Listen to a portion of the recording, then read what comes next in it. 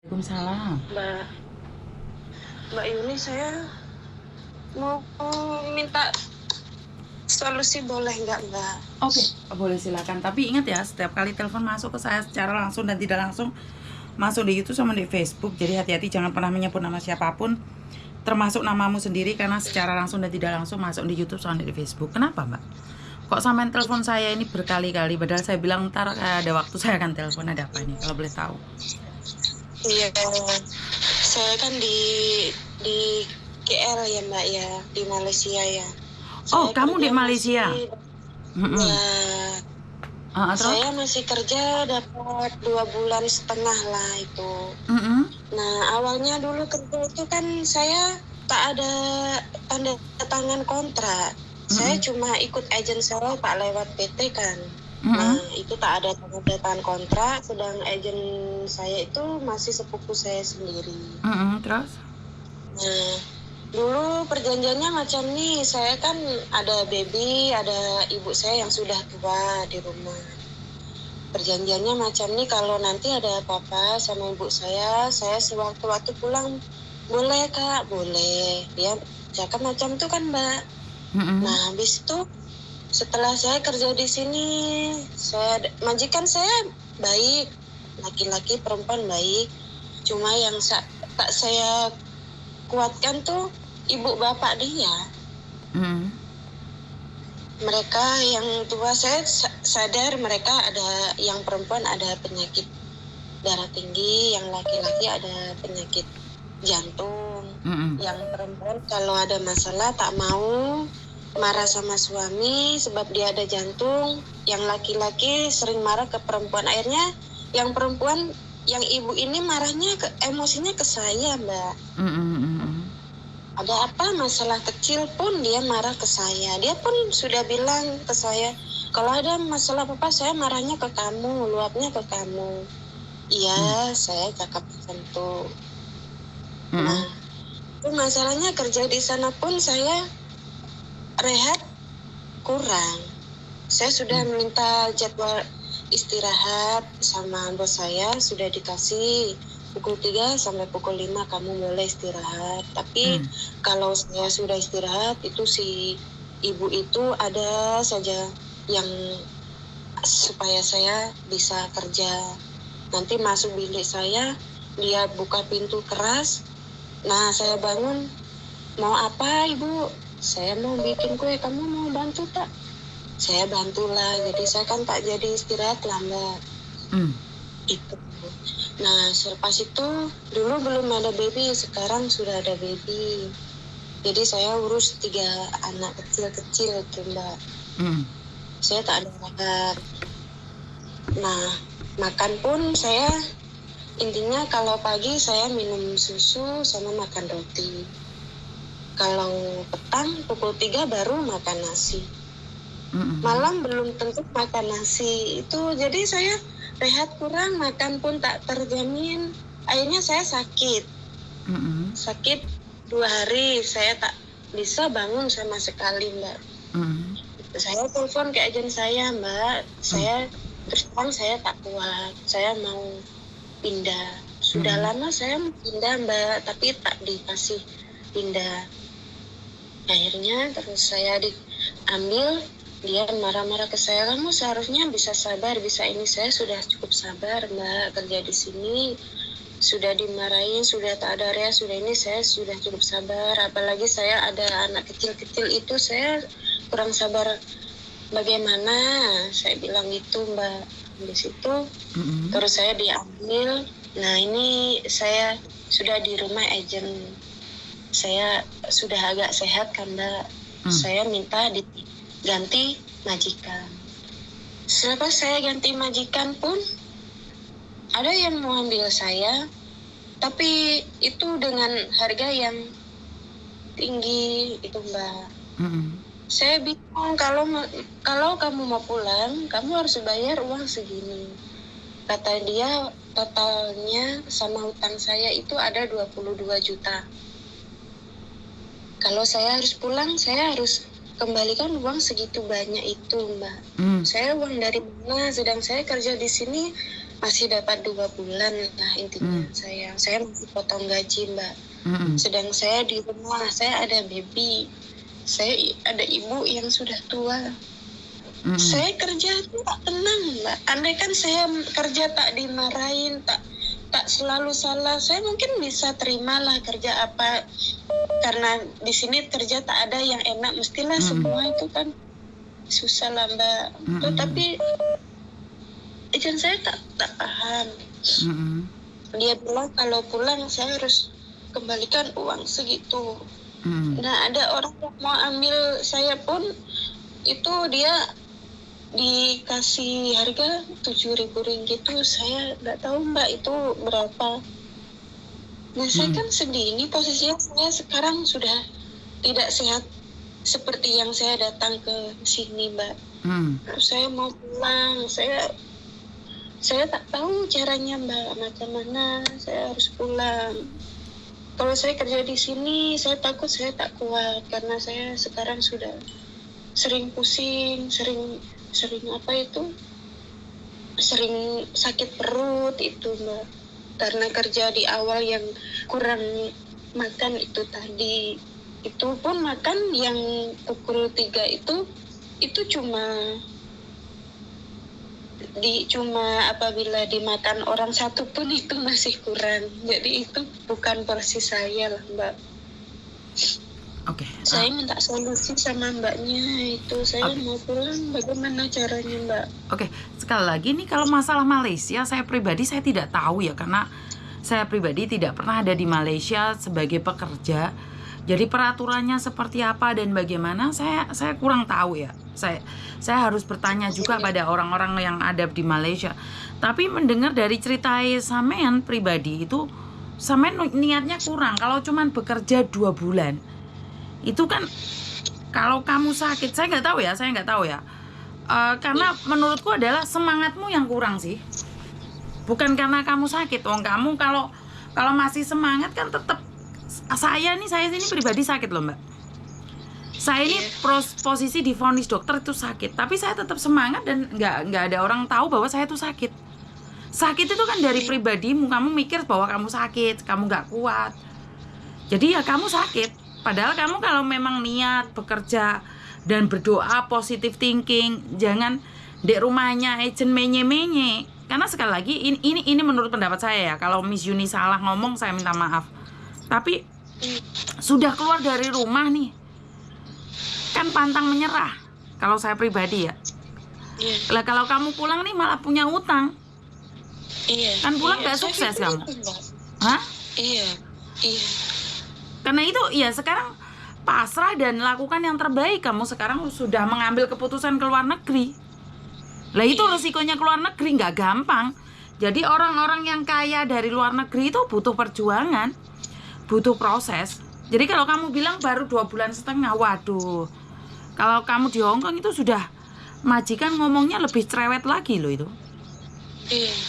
Masalahnya kan sebenarnya saya kalau kerja itu semangat, Mbak. Cuma kalau kerja ini salah kan saya jadi bingung. Akhirnya pikirannya takut sekali, Mbak. Berarti kan bukan sebenarnya sakit, sayang. Karena pikiranmu sendiri nggak fokus. Kalau orang cerewet tuh di mana-mana, sayang. Itu sebenarnya gini loh. Karena mereka kan belum kenal kamu nih. Saya aja sama pembantu saya juga cerewet kok. Boleh ditanyakan pembantu saya. Boleh ditanyakan pembantu saya itu cerewet. Karena kalian kan belum kenal. Setelah kenal, kamu bisa tanya pembantu saya. Saya tidak pernah nyuruh mereka apapun. Karena mereka sudah kenal dan sudah tahu. Kalau di awal tuh selalu bilang, Mbak ini harus gini, harus itu, harus ini. Salah ini, Mbak, jangan gini, jangan gitu. Itu wajar, Mbak, masa penyesuaian. Apalagi kita ikut orang loh. Masalahnya itu inilah, Mbak, satu rumah itu ya. Bapaknya andai kan nyuruh tuh anak suapin, nah ibunya jangan. Nah itu masalah apa saja. Sampah pun begitu, sampah jangan ditaruh situ. Nah sedang ibu naruhnya suruh di situ. Itu kan saya bingung lah, Mbak. Ngerti? Itu berarti adalah mereka satu rumah aja beda pendapat. Artinya adalah kamu harus mengambil hati salah satu. Karena itu cuma satu majikan. Kan sekarang kamu ada di agent, bener gak sih?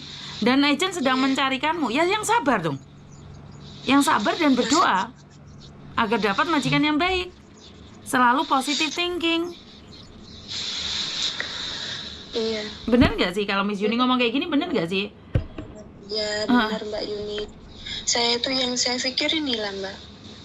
Saya kerja itu kena marah, selalu mikir. Nah akhirnya juga kalau makan juga saya kurang terjamin, itu juga jadi alasan saya sakit tuh lah Mbak. Ngerti Mbak, orang sakit itu banyak alasan. Tapi orang pingin sehat dan sukses juga punya banyak alasan.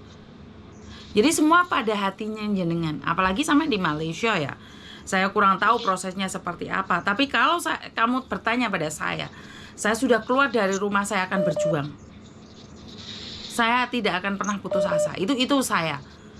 Jadi kalau masalah makan nih, jujur ya Mbak ya. Di Hong Kong sini majikan lebih pelit lagi. Tapi kenapa? Mereka tetap bertahan. Apalagi di masa-masa penyesuaian. Dan kamu sekarang kan sudah di agent.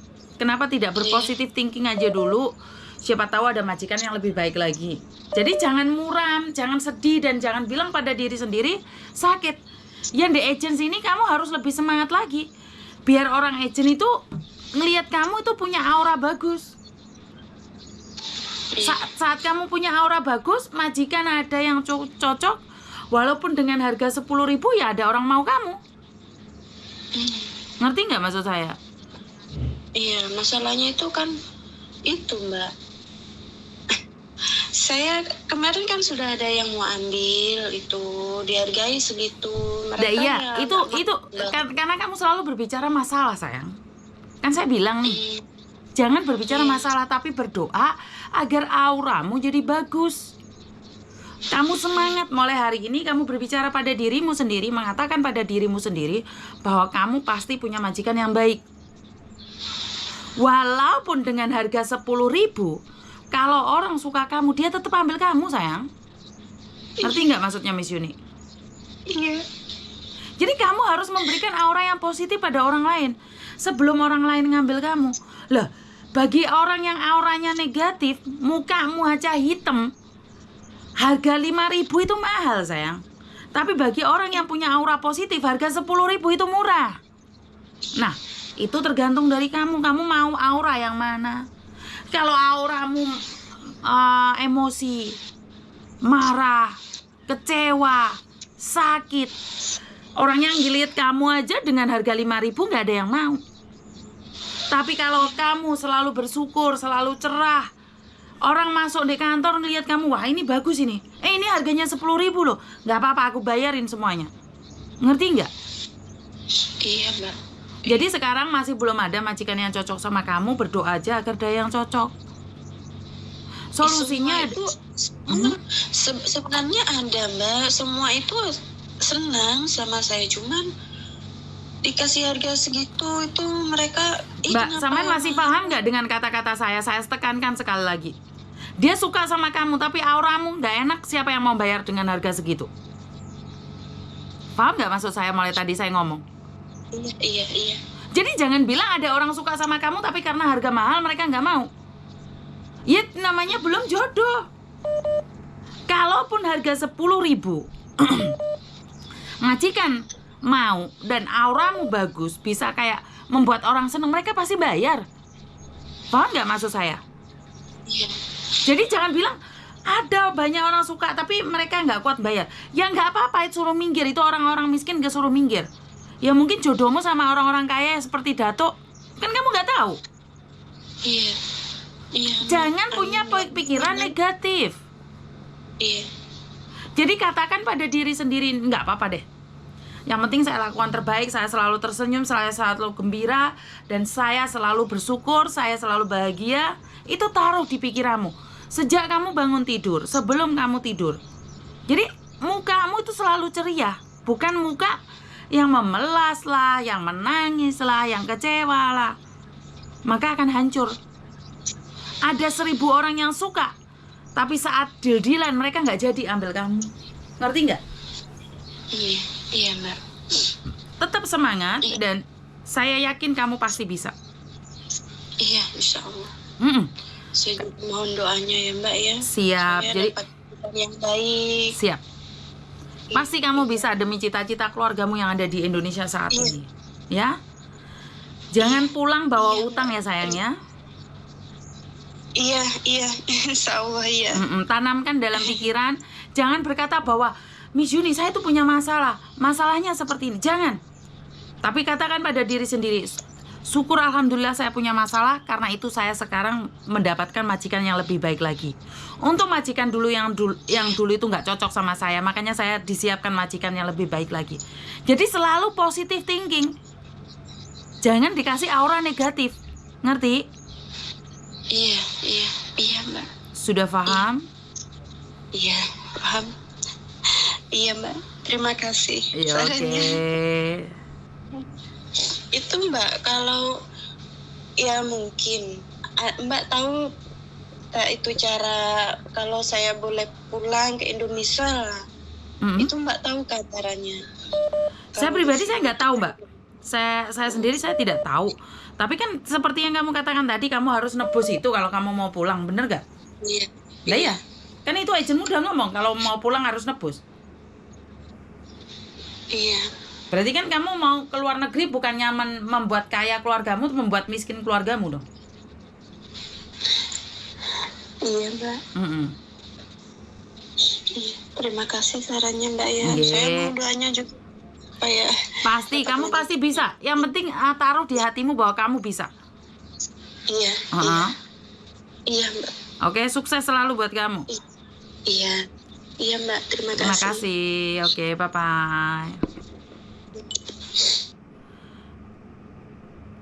Oke, saya kaget sekali karena telepon ini hampir 30 telepon ya. Mulai tadi 12 telepon, 15 telepon, 30 telepon. Jadi saya sampai kaget.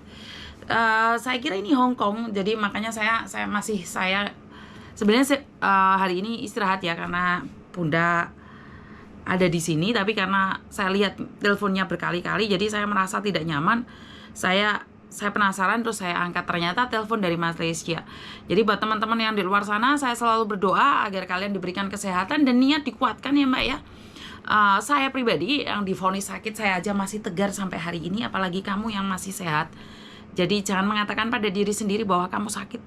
Itu aja dari saya, kurang lebihnya saya minta maaf, dan wassalamualaikum warahmatullahi wabarakatuh. Berkat Tuhan mengalir atas hidup kita semua, semoga semua makhluk hidup bahagia, dan terima kasih atas kesetiaan kalian. Video saya ulang-ulang berkali-kali karena dengan tujuan agar kalian ingat bahwa kita semua itu punya masalah yang sama, tinggal hati kita kuat atau tidak. Dan bye-bye.